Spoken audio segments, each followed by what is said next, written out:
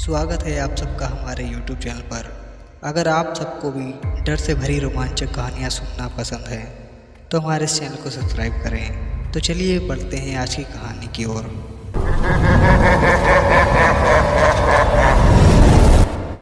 अभिमन्यु प्रीति के देवी वाले रूप को देखकर हैरान था।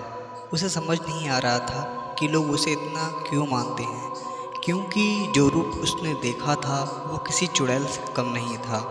दीनदयाल बलिया के सारे एविडेंस लेकर आया था, लेकिन जब से उसमें से एक एविडेंस पे अभिमन्यु की नज़र थी, जैसे ही अभिमन्यु ने वो एविडेंस का बैग खोला, उसकी आंखें फटी की फटी रह गईं। दीनदयाल ने अभिमन्यु के चेहरे की तरफ नज़र घुमाई तो उसे भी हैरानी हुई कि अभिमन्यु ने आखिर ऐसा क्या देख लिया। दीनदयाल ने उत्सुकतावश पूछा, क्या हुआ सर, आप ऐसे क्यों चौंक गए हैं? अभिमन्यु ने अब एविडेंस बैग से 3 साड़ियाँ निकाली। दीनदयाल ने जब उन साड़ियों को देखा तो उसे भी एक धक्का सा लगा।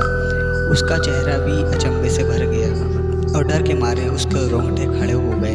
अभिमन्यु के हाथ में 3 चटक लाल रंग की साड़ियाँ थीं और तीनों साड़ियाँ हूबहू एक जैसी ही थीं। अभिमन्यु ये देखकर दंग था। वो मन ही मन में सोचने लगा, वही लाल चटक वाली साड़ी, वही डिज़ाइन और वही कपड़ा। अभिमन्यु ये सब नोटिस करते हुए बोला, अजीब बात है, सारे मरे हुए लोगों को इस लाल साड़ी में लपेटा गया था, पर लाल साड़ी ही क्यों? दीनदयाल लाल साड़ियों को देखकर बहुत बेचैन हो गया था। अभिमन्यु ने एक नज़र दीनदयाल को देखा और उसका चेहरा पढ़ लिया। इससे पहले कि दीनदयाल कुछ भी बोले, अभिमन्यु तुरंत बोला, अब ये मत कहना कि डायन लाल रंग पहनती है, उसी ने इन बेचारों लोगों को मारा है। मुझे डायन की बातें या उसकी कहानी जानने में कोई इंटरेस्ट नहीं है। दीनदयाल कुछ नहीं बोला, लेकिन उसके चेहरे पर अभी भी एक डर छाया हुआ था और टकी टकी लगाए हुए उन साड़ियों को डर भरी निगाहों से देखे जा रहा था, मानो उसी साड़ी की जगह डायन दिख रही हो। अभिमन्यु उससे बोला, इन सब लाल साड़ियों को वापस एविडेंस बैग में रखो। दीनदयाल अभी भी उन लाल साड़ियों को डर भरी निगाह से देख रहा था। ये देख अभिमन्यु चढ़ते हुए बोला, देख क्या रहे हो, इनको छूने से कुछ नहीं होगा तुम्हें, चलो इन्हें अंदर रखो। दीनदयाल को ऐसा लग रहा था जैसे आज भी कोई इस साड़ी से निकल कर उसे वार कर देगा। दीनदयाल घबराते हुए बोला, सर आप इन बातों पर विश्वास नहीं करते, मैं करता हूँ, मुझे ये लाल साड़ी को हाथ नहीं लगाना है, मुझे डर लगता है। आप क्यों नहीं रख देते एविडेंस को बैग में, मुझसे ही क्यों करवा रहे हो? अभिमन्यु अभी सख्त आवाज़ में बोला, मैं आज तुम्हारे इस डायन वाले डर को दूर ही रहूँगा, चलो शाबाश, रखो इन्हें बैग में। दीनदयाल कांपते हुए आगे बढ़ा और जैसे ही उसने लाल साड़ी उठाई, अचानक से उसकी चीख बाहर से सुनाई दी। दीनदयाल के पूरे शरीर में सिरहन दौड़ गई और उसके हाथ से वो लाल साड़ी छूट के नीचे गिर गई। वो बुरी तरह से कांपने लगा। वो लड़खड़ाती आवाज़ में बोला, आप मानो या न मानो, डायन होती है। अभिमन्यु दौड़कर खिड़की के पास गया और देखा कि दूर बाहर कुछ लोग एक तरफ भाग रहे हैं। अभिमन्यु को घातक बरगद का पेड़ नजर आया। अभिमन्यु गंभीर होकर बोला, लगता है कुछ हुआ है, जल्दी चलो। अभिमन्यु अपने कमरे में तेजी से बाहर भागा। दीनदयाल बुरी तरह से घबरा गया था। उसकी नज़र गिरी हुई साड़ी पर पड़ी और एक पल के लिए उसे ऐसा लगा जैसे उस साड़ी में उसकी लाश लिपटी पड़ी हो। डर के मारे उसका खून सूख गया और बिना वक्त गवाए अगले ही पल वो अभिमन्यु के पीछे भागा। रात के 11 बजे थे। अभिमन्यु दीनदयाल मौका वारदात पर पहुँचे। वो जगह एक सुनसान सा खेत था जो कुछ पेड़ों से घिरा हुआ था। खेत के पास 2-4 लोग मशाले लालटेन लिए घबराए हुए खड़े थे। अभिमन्यु और दीनदयाल ने लोगों को वहाँ से हटाया और खेत में आगे बढ़ गए। थोड़ी दूर आगे उन्होंने जो देखा वो बिल्कुल भयावह था। ये देख कर उन दोनों के होश उड़ गए। सामने एक पेड़ के पास लाश पड़ी थी जो ठीक ऐसे ही लाल साड़ी में लिपटी हुई थी। उसे अभिमन्यु घर पर देखकर आया था। मरा हुआ आदमी तकरीबन 60 साल की उम्र के आसपास का था। उसका गला बुरी तरीके से काटा गया था। लाश के पास कुछ अजीब सी चीज़ों का दिखाई दिया। वही का काला जादू का सामान, तंत्र मंत्र की चीज़ें, सिंदूर की लाल डिब्बी, लाल चूड़ियाँ और एक कटा हुआ नींबू। अभिमन्यु ये सब हैरानी से देख रहा था। दीनदयाल को ये सब देखकर एक धक्का सा लगा। उसका पूरा शरीर काँप रहा था, लेकिन किसी तरह उसने खुद को संभाला हुआ था। अभिमन्यु ने दीनदयाल से कहा, फिर वही लाल साड़ी, वही डिज़ाइन और वही कपड़ा और ये काला जादू का सामान। मेरी तो कुछ समझ में नहीं आ रहा है कि कातिल बताना क्या चाहता है। क्या है लाल साड़ी का राज? क्यों कर रहा है ये सब? दीनदयाल डरा हुआ सा था।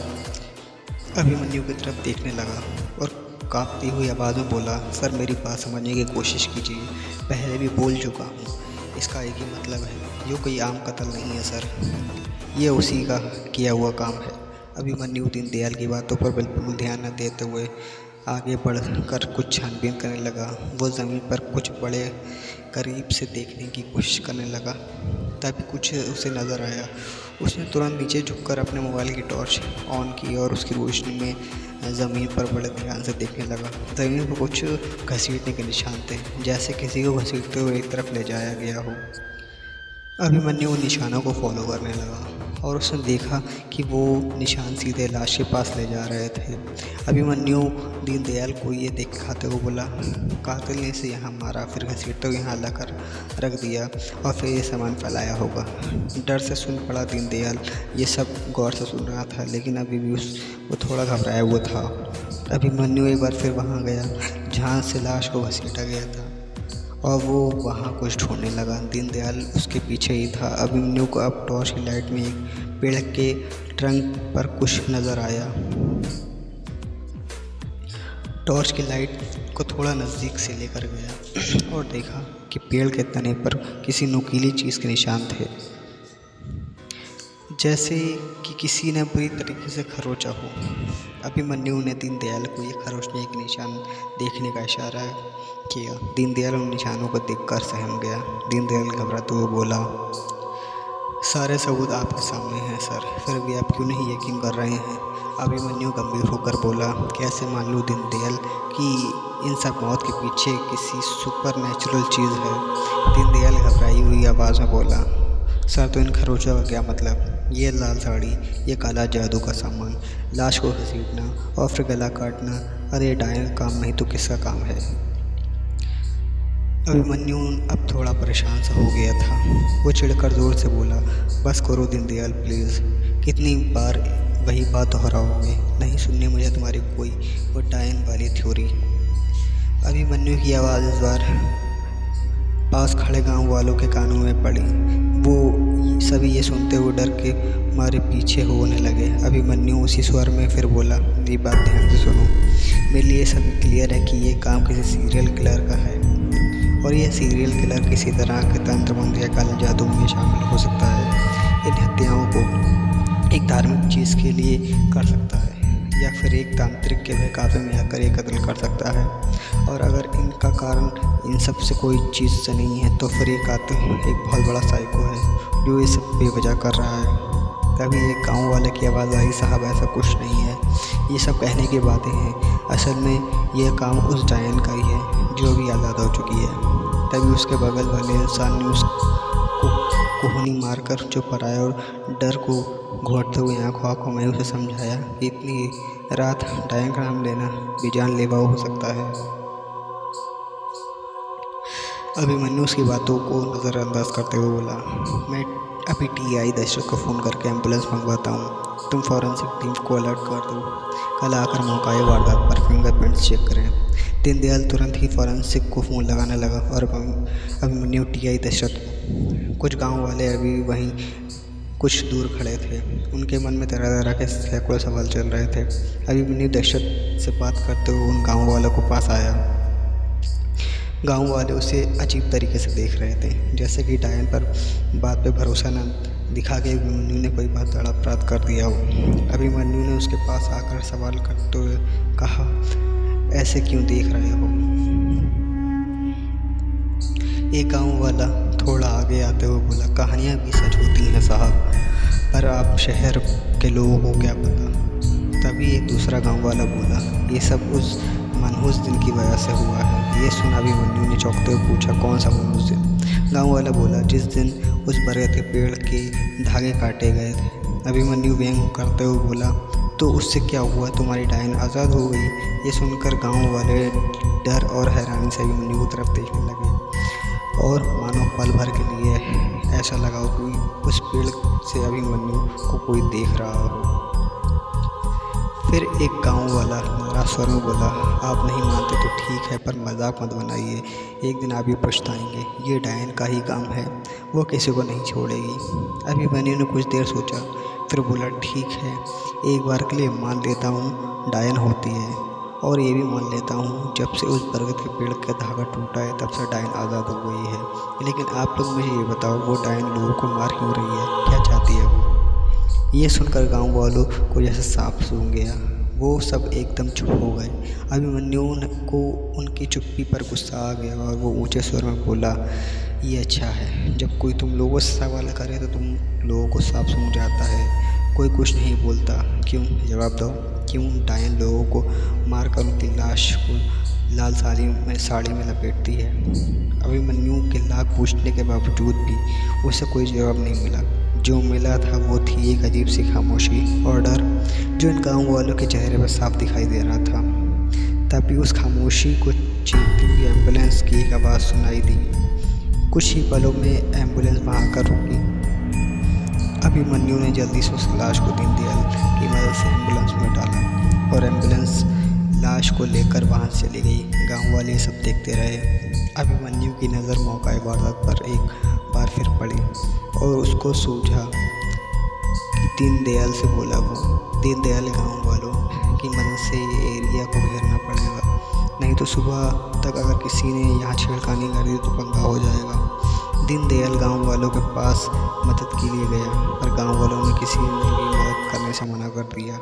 उनमें से एक गांव वाला बोला, वहाँ जाएंगे तो डायन का साया हम पर पड़ेगा और हम नहीं चाहते हम इस जगह पर कुछ छेड़खानी करें। तभी एक बच्चे की चिल्लाने की आवाज़ आई, बाबा बाबा। एक गांव वाला चौंक कर उसकी तरफ मुड़ा तो देखा एक छोटा सा 8 साल का बच्चा एक औरत के सामने खड़ा था। वो गांव वाला भागता हुआ उस बच्चे के पास आकर हैरानी से बोला, बिट्टू तू यहाँ क्या कर रहा है इस वक्त? बच्चा भागते हुए अपने बाप के पास आया और जोर से लिपट गया। उसकी माँ आगे आई और बोली, हम बहुत डर गए थे, हमें लगा कि आपको कुछ खो ना गया हो। ये कहते कहते वो रोने लगी। बच्चा घबराते हुए बोला, बाबा आप क्यों घर से 9 बजे के बाद निकले? आप ही कहते थे 9 बजे के बाद डायन निकलती है। जैसे ही वो बच्चा ही बोला तभी एक औरत की मौजूद आवाज़ वहाँ पे गूंजी, झूठ है ये सब। सभी गाँव वाले दीनदयाल और अभिमन्यु आवाज़ की तरफ चौंक कर मुड़े। अभिमन्यु ने ध्यान से देखा तो वहाँ प्रीति खड़ी थी। प्रीति उस बच्चे के पास जाकर बड़े प्यार से बोली, बिट्टू क्या समझाया था तुम्हें? ये डायन की कहानियाँ सब झूठ होती हैं। अभिमन्यु ने हैरानी से प्रीति की तरफ देखा तो प्रीति अभी सब गांव वालों की तरफ देखते हुए बोली, आप लोगों की सोच बदलनी चाहिए, कम से कम इन बच्चों को तो मत सुनाओ ये फालतू की मनगढ़ंत कहानियाँ। अगर सब इस पर विश्वास करने लगे तो पढ़ने लिखने का क्या फ़ायदा? सारे गांव वाले प्रीति की बात सुनकर चुप हो गए। उनकी नज़रें झुक गईं। अभिमन्यु पहली बार प्रीति की बातों से प्रभावित हो रहा था, क्योंकि वो सही कह रही थी। अभिमन्यु भी बीच में ही बोल पड़ा, बिल्कुल सही कह रही है मास्टरनी जी। प्रीति और अभिमन्यु ने एक दूसरे को देखा। दोनों एक दूसरे को घूरने लगे जैसे कोई पुराने दुश्मन हो। अभिमन्यु मन ही मन सोचने लगा, ये चुड़ैल जैसी भी हो लोगों की सोच बदलने की कोशिश कर रही है। अभिमन्यु को पहली बार लगा इस लड़ाई में वो अकेला नहीं है। उसने थोड़ी उम्मीद प्रीति के साथ देखा, पर प्रीति उसे घूरते हुए वहाँ से निकल गई। अभिमन्यु की उम्मीद टूट सी गई और वो अपने आप से बोला, मैं भी किससे उम्मीद करने लगा था।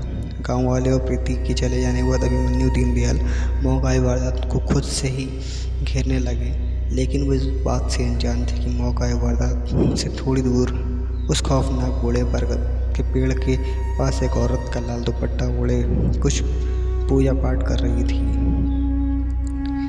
ये वही औरत थी जिसे अभिमन्यु ने कई बार उस बरगद के पेड़ के पास देखा था। उस औरत ने फूलों का थाल उठाया, बरगद के पेड़ के पास उसे एक फूल रखा और थोड़ा सिंदूर छिड़क कर उसने अपनी उंगली पे चाकू से चीरा लगाते हुए अपने रक्त की कुछ बूंदें वहाँ पर उस पेड़ पर चढ़ाईं और हाथ जोड़ते हुए बोला, साफ स्वर में बोली, मुझे माफ़ कर दो। आखिर कौन थी ये औरत जो बार बार बरगद के पेड़ के पास आती थी? क्या रहस्य है इस बूढ़े बरगद पेड़ का? क्या अभिमन्यु डायन की सच्चाई तक पहुंच पाएगा? डायन की दहशत के इस खौफनाक सफ़र में जुड़े रहिए। कहानी चकिया के डायन के अगले भाग से सिर्फ और सिर्फ और हाँ, अगर कहानी पसंद आई हो तो दोस्तों को शेयर कीजिए, दुश्मनों को डराइए, पर लाइक, कमेंट और सब्सक्राइब ज़रूर कीजिए।